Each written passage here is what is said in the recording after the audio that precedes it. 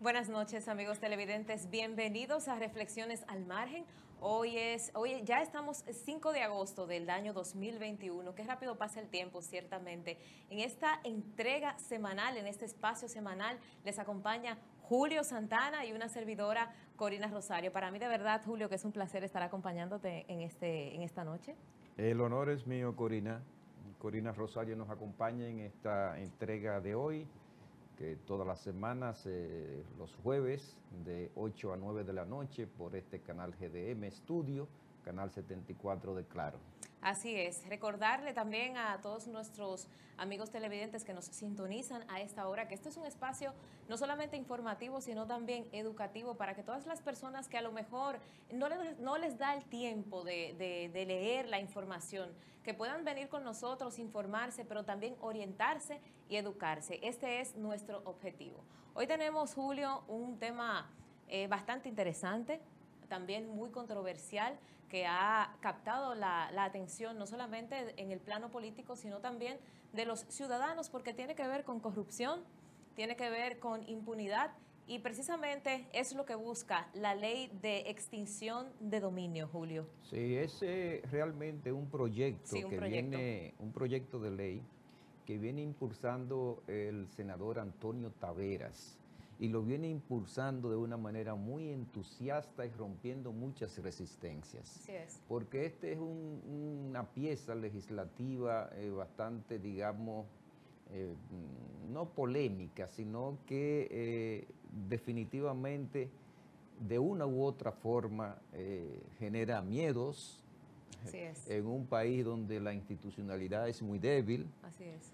donde las leyes se cumplen con muchas deficiencias o no se cumplen. Lamentablemente. Pues un proyecto de ley de este tipo, el proyecto de ley de extinción de dominio, realmente genera muchas suspicacias, muchas resistencias, y eso es normal. Así es. Hay que orientar a la gente que nos está viendo a esta hora y a lo mejor llevarla al contexto educativo de lo que es la ley como tal, los conceptos, conceptualizar un poco. Aquí yo tengo una pequeña descripción y que podamos ver esta parte. ¿Qué es la extinción de dominio como tal? Estas dos palabras. Bueno, dice el material aquí que encontré, es un término que se utiliza en varios países en América Latina para referirse de una manera muy particular en la que el Estado le quita a una persona determinados bienes relacionados a un delito.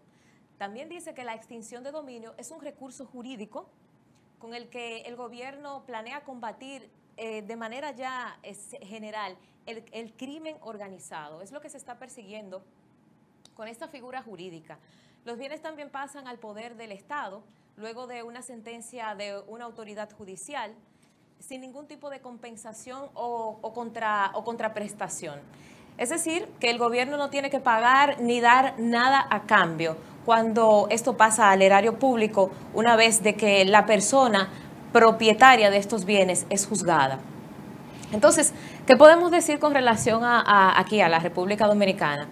El proyecto de ley de extinción de dominio aquí en el país lo que busca es recuperar los bienes producto de las actividades ilícitas sin que haya necesariamente una sentencia.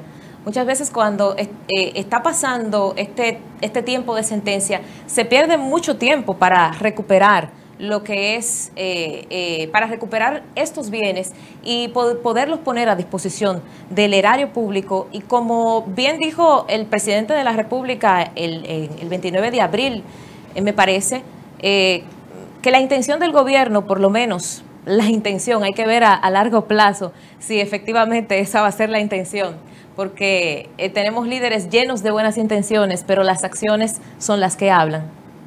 Para poner estos bienes... Y el compromiso. Y el compromiso, efectivamente, para poner estos bienes a disposición de las clases más necesitadas. Entonces...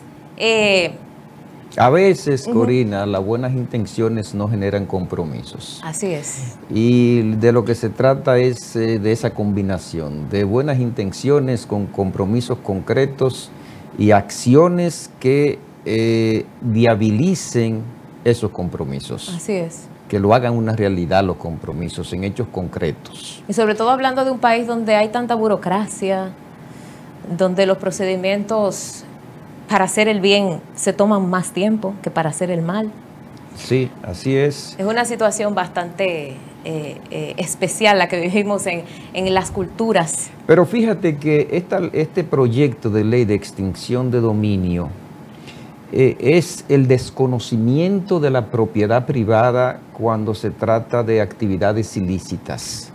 Ya sea que los bienes sean originados por actividades ilícitas o estén destinados a actividades ilícitas. Así es. De eso se trata. Ahora, el derecho de propiedad es un derecho fundamental del sistema democrático, es su principal pilar. Y de alguna manera, yo como economista lo puedo decir, también el motor del desarrollo, porque sobre la base de la propiedad privada está la motivación del individuo para progresar, para desarrollarse. Entonces, ese es el pilar fundamental de todo sistema democrático. Por lo tanto, se trata del cuestionamiento de un pilar del sistema democrático, lo cual es algo serio. Sí, claro, podría generar una crisis muy importante en el país, sobre todo para las personas que son herederos de estas propiedades, que no tienen la culpa necesariamente de lo que hayan hecho sus padres. Sí, está el principio de buena fe. Así es. Que se presume buena fe, que el individuo ha recibido en herencia, por ejemplo, bienes ilícitos, que no sabía que tenía un origen ilícito, y él prueba eso en la jurisdicción apoderada, y puede ser que entonces el encauzamiento no proceda. Está contemplado en la ley, en el proyecto de ley, el tema del principio, como en todas las legislaciones vigentes en esta materia, está contemplado el principio de buena fe. Sí, sin embargo, Julio. Fíjate que la Constitución, Corina, escúchame que te interrumpa, la Constitución Dominicana, la del 2010, que es la que tenemos vigente. Sí, así es. Dice que en su artículo 51 dice que el Estado reconoce y garantiza el derecho de propiedad. La propiedad tiene una función, como yo decía, social, que implica obligaciones. Toda persona tiene derecho al goce, disfrute y disposición de sus bienes. Eso está consagrado constitucionalmente, este principio. Ninguna persona puede ser privada de su propiedad, acápite A.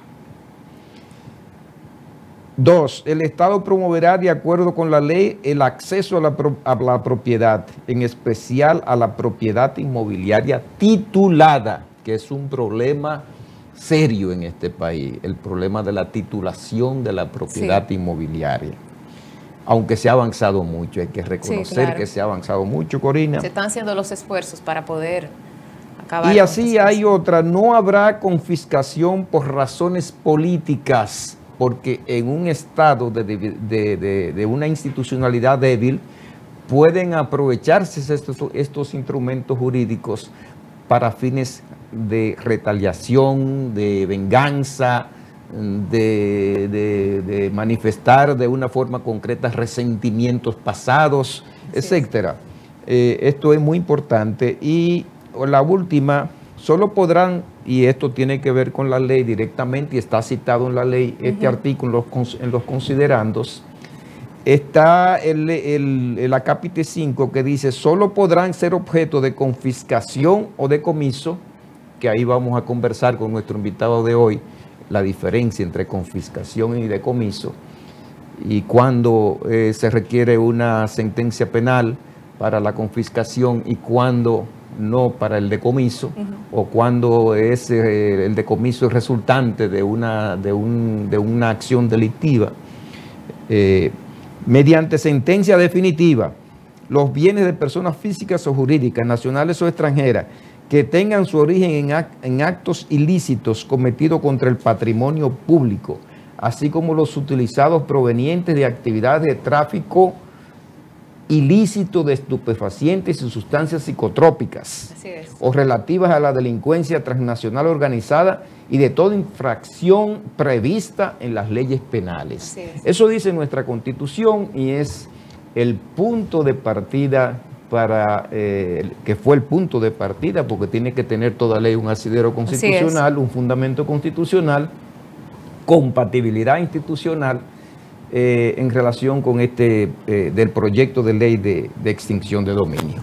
Así es, el senador Antonio Taveras, que ha sido el abanderado en este proyecto que volvió a reintroducir el tema, ha dicho que en diferentes oportunidades, diferentes intervenciones en entrevistas, ha dicho que se va a respetar el debido proceso. Se le ha puesto como ejemplo este tema de respetar el derecho de la propiedad, del disfrute de la propiedad, independientemente de quién la haya adquirido y que haya pasado tú como beneficiario, como heredero, a disfrutar de estas propiedades. Ahora, es preocupante algunas posiciones que se han escuchado, porque se pone como ejemplo a Colombia, en el caso de Pablo Escobar, que sus bienes les fueron eliminados, se les fueron quitados, y también se le quitó este derecho a la familia. Entonces hay que tener mucho cuidado con estos tipos de ejemplos y traer estos ejemplos aquí a países que ciertamente no están acostumbrados, no estamos preparados para esto. Pero el senador Antonio Taveras dice que se va a proceder respetando el debido proceso a las partes que se puedan ver implicadas. Lo cual es un aspecto que está de una forma clara explicado en la ley, incluido en la ley, en el proyecto de ley. Queremos, no, cuando decimos ley estamos equivocándonos, porque es un proyecto de ley siendo conocido ahora mismo por el país y por el Congreso Nacional. Y recordar, Julio, que está siendo conocido, pero no es la primera vez. Ya ha pasado por la Cámara por el Senado unas 3 o 4 veces, pero el tranque está en la Cámara de Diputados, que por las razones técnicas que se ha dicho, recordar que este proyecto tiene aproximadamente 7 años tratando de pasar, de ser aprobado, pero no sucede absolutamente nada. Y la Constitución que siente el fundamento de este proyecto tiene 10. Bueno, exactamente, sí, porque fue en el 11. Exacto, fue en el 2010, sí. Así es. Entonces, hay que decir también, Julio, que esto tiene algunas leyes también, leyes vinculadas a estas iniciativas. No solamente es la Constitución, claro, la Constitución como la ley que nos rige y que determina cómo debe proceder un país, es la abanderada en este sentido, pero también se puede decir que se vinculan algunas otras leyes, como son el Convenio de la Haya, del 5 de octubre de 1961, y también, solamente para mencionar algunas, casi no lo veo, que es pequeñito, la Convención de las Naciones Unidas contra la Delincuencia Organizada Transnacional del año 2000. También hay otra ley vinculada, que es la Convención Internacional sobre Corrupción del año 2003. El Código Procesal Penal también de la República Dominicana, que dicho sea de paso, tenemos un gran debate actualmente en relación al Código Penal. El Código Civil de la República Dominicana, el Código de Procedimiento Civil del país, y entre otras leyes, la Ley 2914, la Ley número 50-88, y un sinnúmero de decretos y leyes modelos de extinción de dominio elaborada por el Programa de Asistencia Legal de América Latina y el Caribe, la PLAC. Entonces, hay un documento que el Estado Dominicano forma parte, Corina, que es del Grupo Acción Financiera Internacional, GAFI se llama. Sí. Que las recomendaciones de esa entidad constituyen el principal referente en materia de homogeneización de las legislaciones de lavado de activos y financiamiento del terrorismo, y las cuales son, para los países latinoamericanos, se acuerdan a través de un grupo de acción financiera de Latinoamérica que se llama GAFILAT, que por cierto es también citado en los considerandos del proyecto de ley. Así es, así es. Sí. Julio, podríamos decir, por ejemplo, actualmente, ¿qué está pasando con la ley o el proyecto de ley? Ya habíamos dicho las veces que ha perimido en la Cámara de Diputados, que es donde tiene el tranque. Entonces, se pronosticaba que para esta legislatura se iba a conocer. Lamentablemente pasó lo mismo. La razón técnica es que no dio tiempo. Ojalá y esta situación pueda resolverse para que este proyecto de ley finalmente deje de permanecer en limbo. Entonces, el presidente de la Cámara de Diputados, Alfredo Pacheco, dijo que la legislatura ya concluye este próximo 15 de agosto y que lamentablemente pues no se va a poder conocer porque ellos tenían los trabajos que tenían pautados para agenda, ya queda muy poco tiempo y dentro de la agenda que ellos tienen son como 175 proyectos que conoce una legislatura y lamentablemente esta no se pudo. Lo que no puede hacerse es dejar de ventilar en la Cámara, en las dos cámaras, esta importante pieza legislativa. Así es. Por ninguna razón. Eso tuvo 7 años engavetado, ese documento. Nadie se interesó por ese documento. El senador Taveras, Antonio Taveras, lo recuperó. Así es. Y lo hizo una de sus principales iniciativas legislativas en los actuales momentos. Es el vocero, es el impulsor, es el motivador, es el que aduce razones muy válidas para que este proyecto sea aprobado. Hay una versión ya, no vamos a decir definitiva, porque toda pieza legislativa cuando se manda a comisión, cuando es ventilada en comisión, cuando es discutida, sufre modificaciones y enmiendas y se enriquece, lo que no se puede festinar. Esta última versión consta, Corina, de 4 títulos, 16 capítulos, 7 secciones que despliegan los contenidos de los capítulos, 102 artículos y 28 páginas en esta versión. O sea que no es un proyecto tampoco, que no es un proyecto demasiado muy extenso, grande, extenso, y en términos jurídicos no es complejo. Sí. Es muy comprensible, está escrito en un lenguaje muy comprensible, muy asequible, como yo digo, en un lenguaje ciudadano. Así es. Hay mucha gente opinando en las redes sobre este proyecto sin conocimiento de causa. Por lo que yo veo que escriben, yo me leí el proyecto antes de anoche y volví esta mañana y lo repasé para tener, si no bien como un jurista, ¿verdad?, como una persona versada en estos asuntos, tener un conocimiento como ciudadano de lo que se está examinando y de lo que se propone aprobar el Congreso en un ámbito tan delicado como este. Así es. Que como decíamos hace un momento, cuestiona la propiedad privada cuando tiene un origen ilícito. Así es. Entonces, todos los contenidos que son propios de este tipo de legislación están incluidos en el proyecto. El capítulo 1 trata de la competencia de los sujetos y las actuaciones procesales. El capítulo 2 de las garantías y derechos. El capítulo, y así sucesivamente, no vamos a decirlo todo porque son muchos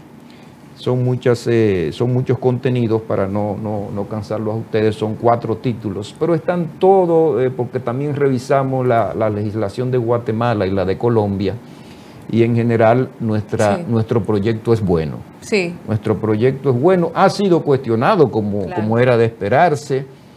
Columnistas han escrito en contra del proyecto, de que hay asuntos y planteamientos contradictorios en este proyecto. La verdad también es que hay intereses, hay personas que tienen miedo en este momento, porque tener que enfrentar ahora esta figura jurídica sin necesariamente tú poder responder a las propiedades adquiridas es un tema muy, muy delicado. Sí. Hablando de países, Julio, otros países de Bueno, hay que decir, Corina, antes sí. que las Naciones Unidas elaboraron un proyecto modelo para toda la Sí. para la Hispanoamérica, para Hispanoamérica. Y yo lo conseguí este modelo porque fue publicado por el Programa de Asistencia Legal en América Latina y el Caribe, que se llama la PLAC, sí, que da continuidad a la larga tradición de las Naciones Unidas contra la droga y el delito, que se llama un NOC. La ley modelo, esa ley modelo contiene 9 capítulos que han sido tomados como referencia por el legislador, como pude yo ver en los contenidos desarrollados, para elaborar este proyecto. Este es un referente que es un referente, digamos, común para todos los países hispanohablantes. Sí, precisamente es de ese proyecto que estás refiriendo. Muchos países se han motivado, países de América Latina que han estado envueltos, que su cultura ha sido la corrupción, la impunidad, riquezas obtenidas a través del narcotráfico, lavado de activos. Los delitos transnacionales. Los delitos transnacionales, claro que sí. Algunos de los países, o de los 7 países de Latinoamérica que podríamos mencionar, está Colombia, tenemos a Bolivia, tenemos El Salvador, Guatemala, Honduras, México y Perú. Bueno, en México no ha servido para nada. En Argentina también se ha creado... Se llegó muy lejos. Así es. En Argentina también se ha creado ese mecanismo, pero mediante un decreto presidencial de necesidad y urgencia. Ojalá que podamos tomar el ejemplo de estos países, por lo menos es un inicio a la intención de avanzar en términos de sanar el país en estas condiciones que nos han manchado durante tantos años. Y precisamente, como te decía al principio, que la intención del gobierno del presidente Luis Abinader ha sido precisamente esa, y se dio una reunión el 29 de abril tras concluir, una reunión con los Estados Unidos y la República Dominicana. Ambas partes se comprometieron ese día a impulsar las leyes para ayudar a la transparencia y el combate de la corrupción aquí en República Dominicana. Bueno, y están siendo ventilados unos procesos anticorrupción que todos conocemos, que algunos van muy avanzados. El de Odebrecht. El de Odebrecht, así es. Va muy avanzado. Ahora hay uno pendiente con el tema eléctrico, porque hay unos miles de millones ahí involucrados en un fraude colosal que se cometió en ese sector. Con razón el sector eléctrico ha tenido tiene y ha tenido tradicionalmente tantas deficiencias. Así es. En su operatividad. Así es. Porque, oye, es una sustracción de recursos enorme por vías ilícitas. Claro, se presta para eso el sector. Coalición de funcionarios, violaciones de la ley de compras de todas maneras. Entonces, nosotros realmente felicitamos, y que no sea un tema solamente de hacer ruido, que no creemos que sea así, porque ese grupo que está ahí en la Procuraduría General de la República, en el Ministerio Público, es un grupo responsable y competente y ha tomado el asunto en serio. Así es. En serio, y nosotros esperamos que probados sobre la base de las evidencias, de pruebas contundentes, haya condenas. Claro que sí, claro que sí. También los ojos de los Estados Unidos están puestos en este país para empezar a subsanar esta situación.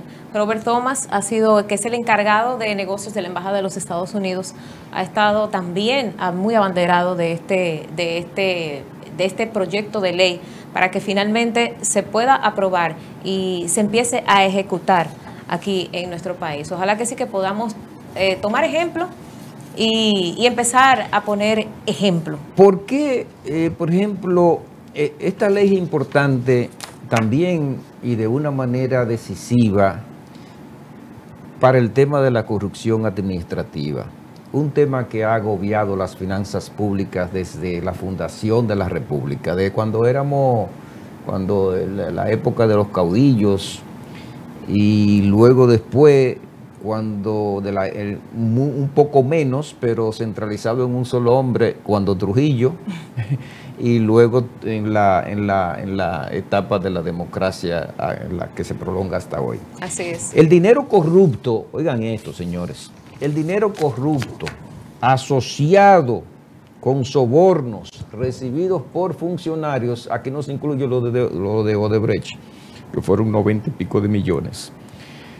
Casi nada. En los países en desarrollo, en países con las características estructurales como el de República Dominicana, se estima entre 20.000 y 40.000 millones por año. Oigan bien. Wow. Cifra equivalente a entre el 20 y el 40% de los flujos de ayuda oficial para el desarrollo. Qué barbaridad. O sea, casi la mitad de los flujos, representa casi la mitad de los flujos de la ayuda que reciben estos países, entre los cuales se encuentra el nuestro, sí, para el desarrollo. La cantidad de activos robados es de una magnitud tan asombrosa y nuestro país no es una excepción. Hemos visto que se habla de miles y miles de millones de pesos sustraídos ilícitamente de las finanzas del erario público. Es un tema devastador para el desarrollo, Corina. Devastador para el desarrollo. La pobreza que hay en este país. Los activos robados son difíciles, algunas veces imposibles de rastrear si no se ejerce acción inmediata, y cuando se mueven a través del sistema financiero internacional se hace la cosa más difícil todavía.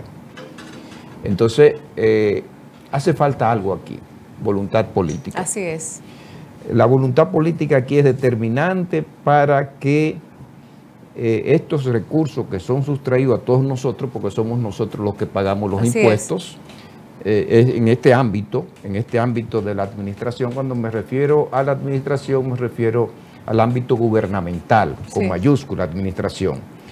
De modo que esto está incluido en la ley, es uno de los componentes del proyecto de ley de extinción de dominio, el tema de la corrupción administrativa, pero no es el único problema. Claro que sí.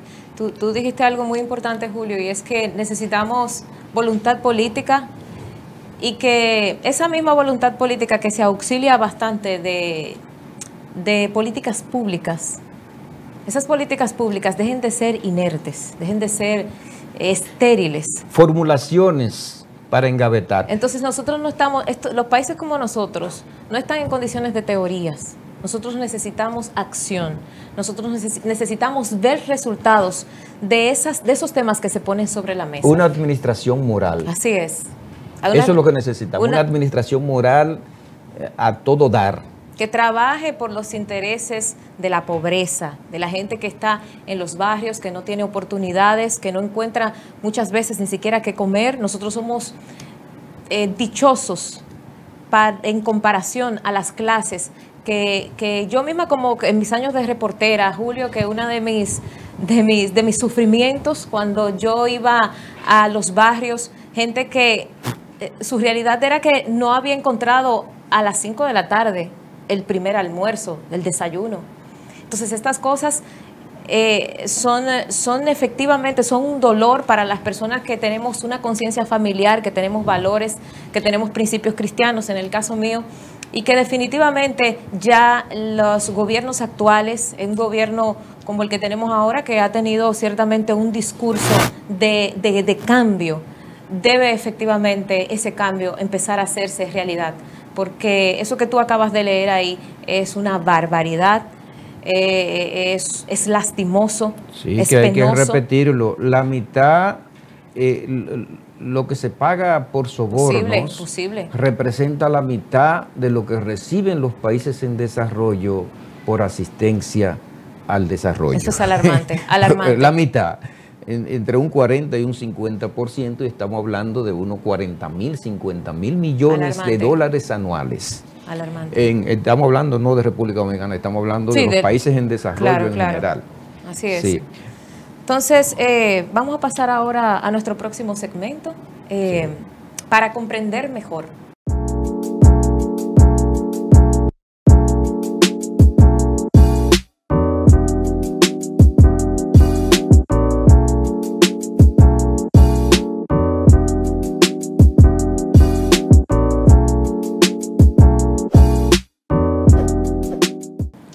Y en este segmento, para comprender mejor, señores, yo voy a entrar con una frase de reflexión, hablando de corrupción y de impunidad. Servirse de un cargo público para enriquecimiento personal resulta ya no moral, sino criminal y abominable. Esta reflexión de Marco Tulio Cicerón, un jurista, político, filósofo, escritor y orador romano que juega un papel fundamental en este tema. Con una actualidad, una frescura que parece que fue dicha hoy. Así es. Nosotros tenemos un material de internet de 4 minutos. Es una cápsula educativa de la Academia de la Magistratura de la República de Guatemala. Entonces, en esta parte, Anulfo Rafael Rojas es el magistrado de la Suprema Corte de Justicia de ese país y vamos a ver lo que nos trae este material para orientarnos mejor en este tema.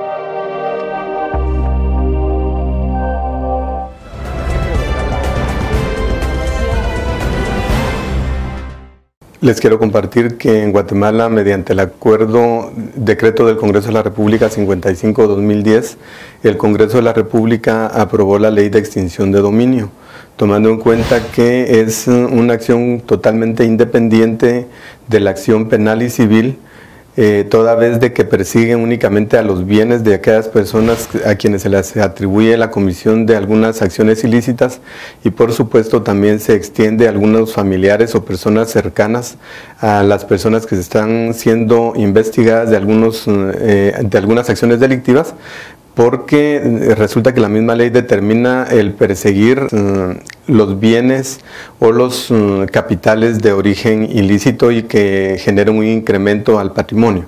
De esa cuenta vemos que es una acción totalmente independiente y persigue a los bienes. Se tiene un procedimiento muy particular, el cual es inmediato. Establece también el procedimiento del decretar medidas cautelares para garantizar que los bienes no sufran detrimento o pasen a terceras personas. No establece como recurso ordinario el recurso de casación, únicamente el recurso de amparo como para la defensa de los derechos individuales, y de esa cuenta pues también integré el Tribunal de Segunda Instancia que conoció las decisiones de las impugnaciones de los fallos de primera instancia. Vemos también que es un procedimiento más rápido que el procedimiento penal, toda vez de que ahí se excluye al comiso que tiene normalmente establecido el procedimiento penal, y de esa cuenta pasan inmediatamente a favor del Estado todos aquellos bienes de los que se determina mediante una investigación la procedencia ilícita de los mismos. En Guatemala hemos tenido el ejemplo recientemente de acciones que se han encaminado a obtener a favor del Estado ya los bienes que fueron obtenidos por algunas autoridades, tales como la ex vicepresidenta y expresidenta de la República, a quienes se les están siguiendo procedimientos penales independientes, y vemos también que se ha declarado la acción de extinción de dominio sin antes haber sido sancionados en la vía penal. Es un procedimiento expedito y es inmediato, y es un mensaje para la criminalidad organizada y todas aquellas asociaciones que pretendan un incremento patrimonial mediante el digamos, no dar los servicios públicos objetivos cuando son funcionarios públicos, y también persigue a las personas que han incrementado su patrimonio mediante el delito de narcotráfico, delitos transnacionales, y por supuesto pasan a beneficio del Estado y para el servicio de diversas instituciones establecidas en la ley el beneficio de estos productos. Esa es la objetividad con la que se ha resuelto en Guatemala la aplicación de la ley, y realmente es una forma inmediata, siguiendo como consecuencia del procedimiento colombiano, que es el referente que se ha tenido en Guatemala para la aplicación de la ley.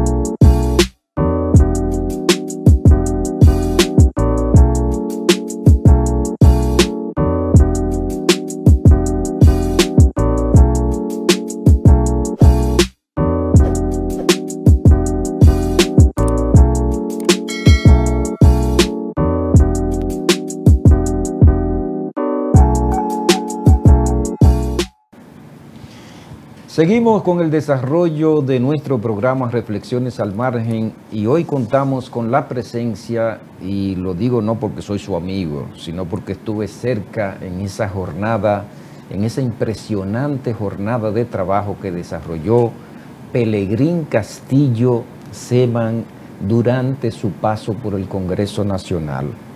No solamente con la mayor responsabilidad, sino con los mejores contenidos para bien de este país. Pelegrín Castillo es un amigo viejo, es un intelectual conocido, una persona, un viejo amigo, sí, un viejo amigo, y es conocido por todos ustedes por su larga trayectoria en la vida política dominicana. Nosotros vamos a tratar con él algunos temas relativos a la cuestión central de este programa de hoy, Corina, que es el tema del proyecto de ley de extinción de dominio. ¿Quién mejor que Pelegrín, que conoce cómo funciona el Congreso, conoce a fondo casi todos los proyectos de ley que se ventilan en esa instancia importante del Estado Dominicano, el Congreso Nacional, para hablar con él de este tema?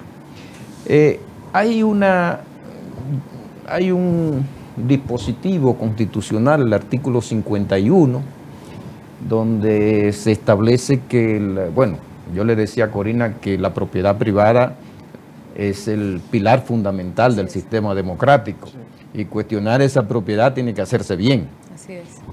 Bien hecho, jurídicamente bien hecho y con fundamentos, que no haya duda sobre ese cuestionamiento de ningún tipo. Entonces, esta ley de extinción de dominio trata precisamente de que cuando la propiedad privada es de origen ilícito, ya sea porque los bienes son producto de actividades ilícitas, o bien porque estos bienes son destinados a actividades ilícitas, se utilizan como instrumentos para la realización de actividades ilícitas, hay muchas dudas sobre la viabilidad, la concreción de un proyecto tal, Pelegrín. No porque no se pueda hacer, sino porque conocemos muy bien las particularidades de este nuestro sistema democrático, cómo funciona, cuáles son sus anomalías, sus deficiencias. Y la pregunta primera que le queremos hacer, Pelegrín, es: ¿cree usted que las sombras crecientes que se ciernen sobre el derecho de propiedad en la República Dominicana, sombras, ameritan la promulgación de una ley de extinción de dominio? Ante todo, muchas gracias por la invitación. Me siento muy complacido de estar en compañía de ustedes. Gracias, Julio, por tu palabra de presentación. Gracias, Corina. Y un saludo a los amigos televidentes que siguen este espacio de orientación. Yo quiero hacer un poco de historia, porque a mí, siendo legislador, me tocó impulsar legislaciones muy sensibles. Una de las primeras modificaciones a la legislación antidroga en República Dominicana para incluir el lavado fue resultado de una propuesta nuestra. En un momento dado, esa iniciativa estaba bloqueada en la Cámara de Diputados. Así es. No se aprobaba y entonces yo aproveché un momento especial donde el gobierno necesitaba la aprobación de un préstamo del Banco Interamericano de Desarrollo, necesitaba un voto, ese voto era el mío. Entonces yo lo condicioné a que se aprobara la legislación de lavado, unas modificaciones que había que introducir para, estamos hablando de 1998. Y efectivamente ahí se implantó, antes de que se aprobara la ley nueva de lavado, la que está vigente, ya estábamos haciendo, vamos a hacer esfuerzos para darle a la lucha anticrimen herramientas para combatir la criminalidad donde es más efectivo, porque todos los expertos saben que la lucha contra el crimen, si no ataca los patrimonios, no avanza, al contrario, se puede revertir. Entonces, el patrimonio criminal, que es realmente el gran motivo de la acción criminal, tiene que ser atacado, disminuido, diezmado, para que la organización criminal, la actividad criminal también deje de tener fuerza. Después vimos la experiencia de la aprobación de la ley de lavado, que fue muy dramática en el Congreso. Recuerdo que el día que se aprobó en el Senado fue un día de conmoción, porque ese mismo día se produjo un atentado contra el senador Darío Gómez, y día después murió. Eso conmocionó el Congreso, porque sí, muchos congresistas asociaron el atentado contra el senador Darío Gómez, que era proponente de la ley, con su aprobación. Entonces, eso quedó ahí en los récords, dio origen a un periodo realmente confuso y peligroso en el Congreso. Pero después, realmente se le hicieron algunas modificaciones posteriormente, y después se ha visto que aún con esa herramienta, que es una legislación orientada a la lucha contra el lavado de activos fruto de la corrupción, el narcotráfico, el terrorismo, la criminalidad organizada, incluso ya hasta incluido el tema de la evasión de impuestos, tampoco se ha hecho uso de esa herramienta, porque no, la verdad, esa herramienta está ahí, pero está profundamente... De la ley de lavado de activos. De la ley de lavado de activos. En el 2010 se estaba discutiendo la reforma constitucional. Exacto. Y entonces fue la Fuerza Nacional Progresista y quien habla, el que logró colocar en el texto constitucional la fórmula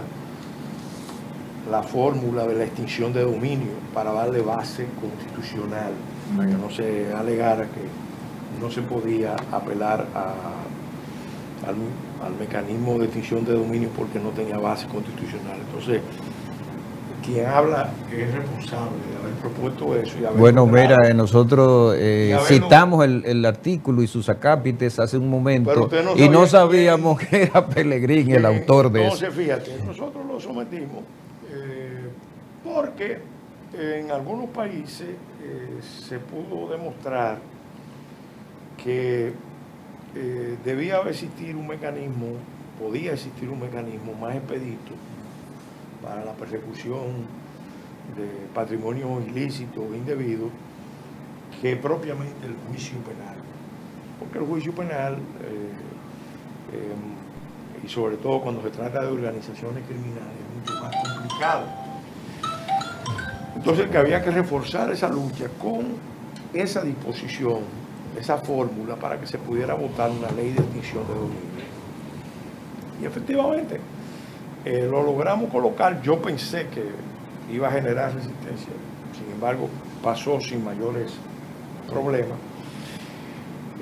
Obviamente muchos no se dieron cuenta de las implicaciones de ese artículo 51. Obviamente, teóricamente, esto que yo estoy diciendo es así. Pero eso, después que vimos la aprobación de esta Constitución, trabajamos en eso desde el 2007, en la preparación de todo el proceso. 2008 concluyó en el 10. Han pasado 11 años. La mayoría de los mandatos de esta Constitución no se han puesto en práctica, revelando lo que es el gran desafío nuestro, que es la debilidad institucional. Así es. Al contrario, lo que vimos en estos 12 años fue precisamente un ataque sostenido a la institucionalidad, y estuvimos casi al punto de perder el Estado de Derecho, porque aunque la Constitución de la República establecía límites al ejercicio del poder, bueno, los que estaban en el poder entendían que podían usar el poder para retener el poder. Bueno, Pelegrín, tú has respondido. Y entonces, ¿cuál es el problema que está planteado? Sí. El problema que está planteado es que se necesita una ley de extinción de dominio, pero hay que reconocer que en un país con instituciones débiles, Así es. Ya lo mencionamos, sí. con instituciones frágiles, la ley de extinción de dominio... Con una constitución cuyos dispositivos fundamentales no se han cumplido a la fecha después de 11 años. La ley fundamental del Estado. La aplicación de este tipo de legislación va a depender mucho del nivel de institucionalidad. Con el bajo nivel de institucionalidad que tenemos hoy, la ley de extinción de dominio puede convertirse en un instrumento inoperante, igual que la ley de lavado. O peor, se pudiera emplear eventualmente para tener una capacidad de acción en contra de los adversarios, en contra de los contrarios, en contra de sectores que incomoden al gobierno de turno. Entonces eso ya es muy peligroso, porque, vuelvo y digo, esto debería, en principio, teóricamente, ser una herramienta expedita. No te compliques con un juicio donde tienes que hacer pruebas de causalidad. Sencillamente hay una masa patrimonial que no está, vamos a decir, claramente explicitada en su origen, y entonces hay motivos más que suficientes para pensar que es el fruto de una actividad criminal, y el dueño tendría siempre el derecho de probar que no Sí, como está establecido en el Claro, proyecto. tiene el derecho. Sino que es resultado, por ejemplo, de la plusvalía o de algún tipo de ejercicio muy efectivo de emprendimiento patrimonial, etcétera, etcétera. Ahora, ese elemento es algo que debe discutirse, pero en todo caso el planteamiento que nosotros tenemos, lo ha hecho ya José Ricardo Tavera, Sí. que es nuestro secretario general y junto conmigo ayudó a que colocáramos esto. Yo creo que esto debería reservarse exclusivamente para jurisdicciones especializadas. En el artículo 168 se estableció, y fue también propuesta nuestra, que se crearan jurisdicciones especializadas cuando así lo requiera razones de interés público o de eficiencia del servicio para el tratamiento de otras materias. A la experiencia de República Dominicana es que los tribunales ordinarios tienen graves dificultades para enfrentar la criminalidad compleja, Así el es. narcotráfico, el terrorismo, la corrupción de cuello blanco. Es muy difícil que un tribunal ordinario y los procesos ordinarios lo puedan hacer. Por eso nosotros establecimos ese artículo 168. Hace tiempo lo hemos planteado a diferentes instancias, en diferentes momentos. Hace tiempo debieron crearse jurisdicciones especiales de alcance nacional para precisamente esos hechos de criminalidad compleja. Eso sí que puede ser una mayor garantía de que la política se cumpla y de que se cumpla debidamente con los recaudos, con la protección necesaria para que esto no se use, la extinción de dominio, por ejemplo, como un arma para enfrentar a retaliaciones, porque evidentemente eso se ha visto a lo largo de la historia. Aquí se vio las diferentes dictaduras que hemos tenido, sobre todo en la de Trujillo, había toda una política de expropiar, eran leyes de expropiación, se dictaban leyes, había tanto control. El derecho romano. Que se dictaban leyes para expropiar los patrimonios de los adversarios que estaban en el exilio. Sí. Y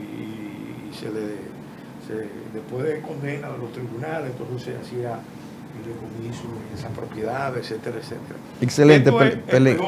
Sí, Pelegrín, tú bueno. No, le quería preguntar al doctor, sí. ¿Usted cree que el país, ustedes que son los reales conocedores de este proyecto, está preparado para este proyecto, el ciudadano común? Esto no es para el ciudadano común. Aquí se supone que esto es, por lo menos lo dice el que lo llevó ahí, es para enfrentar la criminalidad organizada. No todo tipo de patrimonio criminal. Sí, así es. Lo que hay que establecer, por eso yo digo que hay que delimitar los campos, porque pudiera perfectamente, repito, si eso no está bien delimitado y no tiene un órgano de ejecución, una jurisdicción muy especializada, pudieran producirse exceso. Ahora, de que puede ser muy efectivo, sin duda, puede ser muy efectivo, ha sido en algunos países muy efectivo. En Colombia... Tú estás planteando que se desarrolle un poco más el tema de la jurisdicción especializada, que se incorpore. La jurisdicción, porque eso da más garantía y al mismo tiempo que se perfeccionen los mecanismos de la ley. Yo no le he visto la última versión en detalle. Yo te la voy a entregar hoy. Pero me gustaría verla, porque sé que ha pasado por varias manos. Sí. Y sé que había un team legal que estaba manejando esto en el gobierno pasado. Y yo no descarto que se concibiera como una herramienta eventualmente para atacar a sectores, amenazar a sectores. Entonces, yo creo que eso tenemos que ir. La ley, este proyecto de ley prohíbe de manera expresa la utilización de este, digamos, instituto jurídico para fines políticos. Sí, eso. Pero es una formulación. Eso es una fórmula. El solo hecho de denunciarlo ya le levanta sospecha. Levanta sospecha. Porque es la ambición de que se puede usar con fines políticos. Así es. Y obviamente el alegato de que hay persecución política también es un alegato muy recurrente. Pero más allá, tú sabes que la ley, el proyecto contempla la presunción, el principio de presunción de buena fe, como todos los modelos que tenemos vigentes en la región, que ya Corina lo mencionó todos. La causa ilícita que podría dar lugar a una extinción de la propiedad privada o de dominio, como es el lenguaje que se utiliza, es cualquier conducta prohibida, como tú has dicho, en el ámbito penal. Pero eso pone a mucha gente nerviosa. Eso es muy genérico. Sí. Yo creo que eso hay que acotarlo fundamentalmente al gran crimen, al crimen organizado. El tema es que en un país como este, que que tú conoces mejor que nadie, poco pueden aportar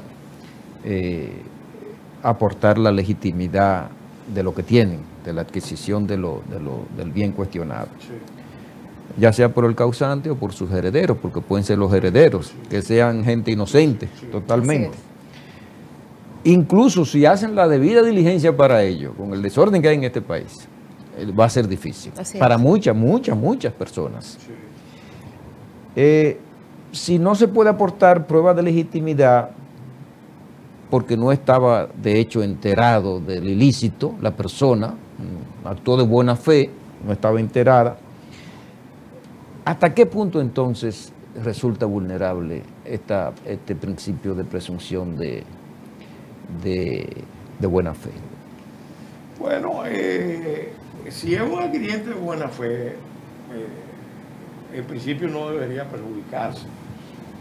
Tendría que verse el caso en concreto, ver los elementos que se aporte para ver si se justifica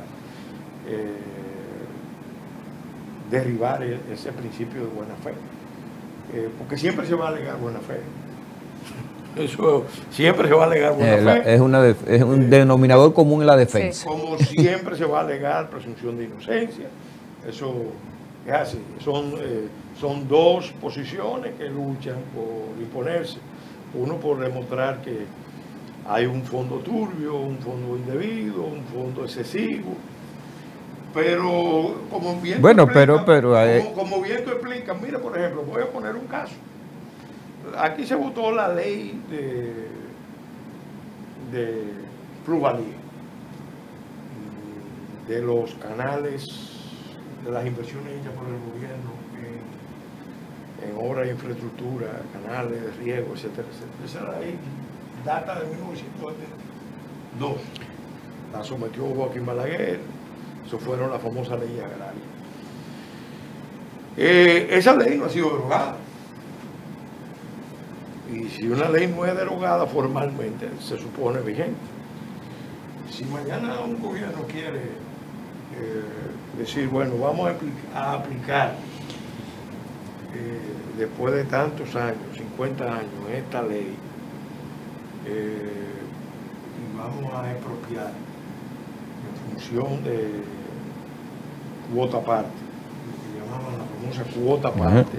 Fue muy Estamos famoso. hablando de que medio país se queda sin propiedad. Tienen que entregar. Por eso le decía porque que su patrimonio realmente fue el resultado de que de una inversión pública. Me pasaron un canal al lado de mi finca y eso me da mucho valor. La servidumbre.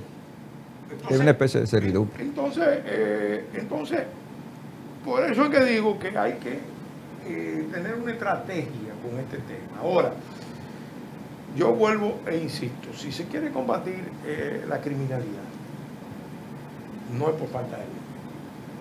Repito, aquí hay una ley.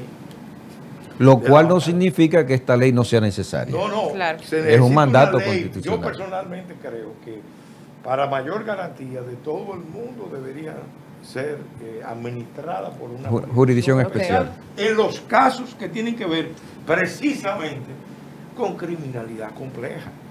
O sea, una organización criminal, una mafia, un cartel de droga, una organización para lavado a gran escala y todo eso, no lo maneja primero una jurisdicción ordinaria, eso es lo primero. Y no lo maneja adecuadamente, puede aparecer un magistrado que se casen con la gloria. Claro. Pero lo normal, como ha pasado en otros países, que se buscan jueces especializados. Lo ha tenido que hacer Italia. Y aún así ha tenido que luchar mucho España, sí. Colombia. Bueno, Pelegrín. Entonces mi posición es que hay que acotar el ámbito de aplicación, porque realmente para la sociedad lo prioritario sería debilitar la criminalidad. Pero yo tengo muchas críticas, porque yo tengo más de 10 años insistiendo en algo muy simple. No estamos hablando de patrimonio, estamos hablando de algo tan simple como bloquear las llamadas telefónicas desde las cárceles. Y son 14 años insistiendo frente a todos los gobiernos y todas las autoridades. Incluso varios presidentes lo han anunciado. Y no ha habido manera de bloquear las llamadas desde las cárceles.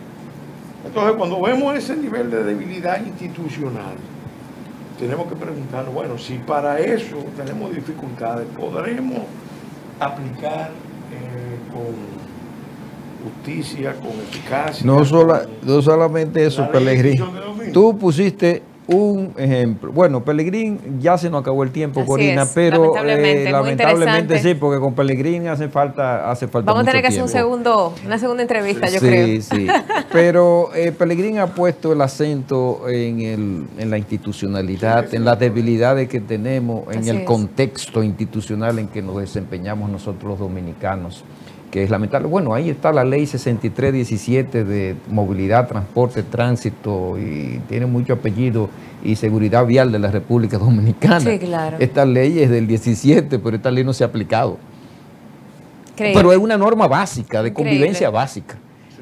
Esa ley, que tiene 4 años ya de promulgada, no se ha aplicado. Entonces hay que... La otra es más compleja, Sí, la de es- lavado de activos es más es- compleja. Menos básica. Bueno. Este es una norma básica de convivencia social y no se ha Sí, aplicado. sí, así es con la básica. Exacto. Lo que yo llamo básico, porque Claro, en comparación, sí. comprendo, en comparación. Entonces, bueno, hemos llegado al final. Corina, muchas gracias por acompañarme y gracias a Pelegrín por sus sabias orientaciones en relación con este tema. Y queremos que sea un invitado permanente en este programa. Muy bien, Sí. encantado. Gracias, doctor Pelegrín. Buenas noches, amigos televidentes. Nos vemos el próximo jueves de 8 a 9 por este canal 74 de Claro, GDM Studio. Muchas gracias por su atención. Buenas noches.